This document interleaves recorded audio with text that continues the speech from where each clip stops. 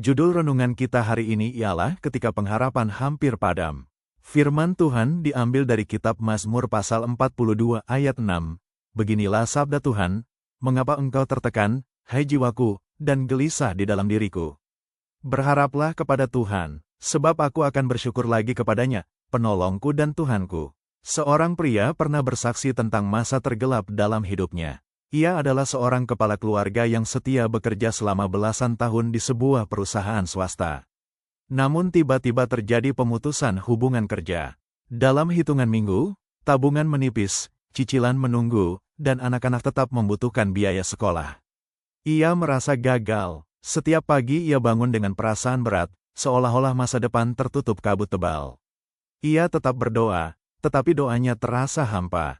Sampai suatu malam, ketika membaca Mazmur pasal 42, ia tersentak oleh satu kalimat, mengapa engkau tertekan, hai jiwaku? Ia menyadari bahwa Alkitab tidak menyembunyikan pergumulan batin.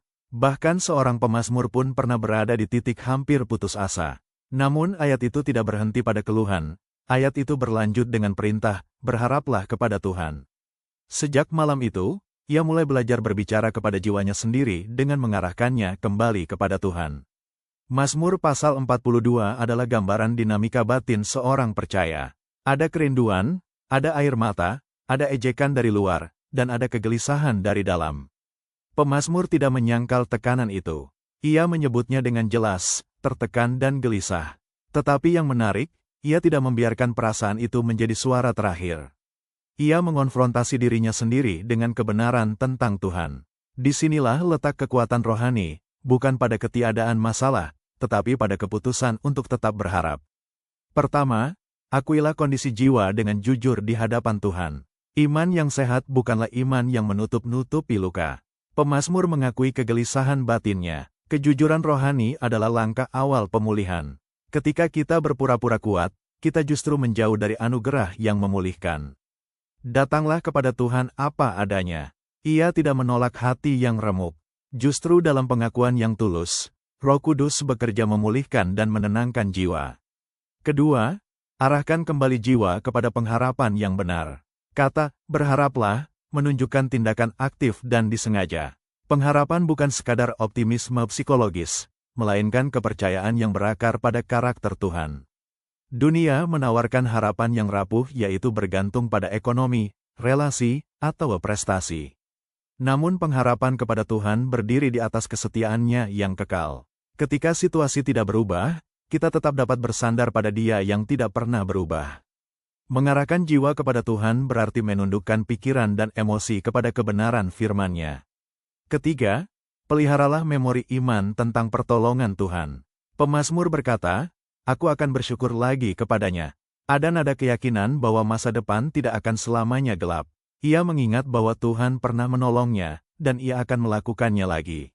Mengingat karya Tuhan di masa lalu adalah bahan bakar bagi pengharapan masa depan.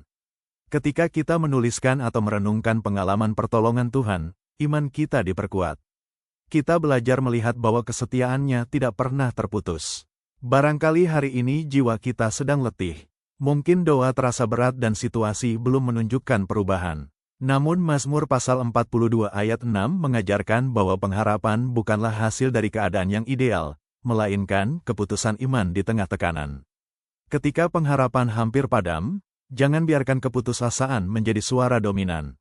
Berbicaralah kepada jiwamu, arahkan kembali pandanganmu kepada Tuhan. Ia tetap penolong dan Tuhanmu. Mengakhiri renungan ini, saya mengajak kita berdoa. Mari kita berdoa, Tuhan yang setia, Engkau melihat setiap kegelisahan dan tekanan dalam hati kami.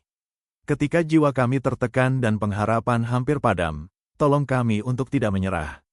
Ajarlah kami jujur di hadapan-Mu, menaruh kembali pengharapan kepada-Mu, dan mengingat setiap pertolongan-Mu dalam hidup kami. Bangkitkan iman kami agar kami dapat bersyukur kembali kepada-Mu sebagai penolong dan Tuhan kami. Dalam nama Tuhan Yesus kami berdoa, amin.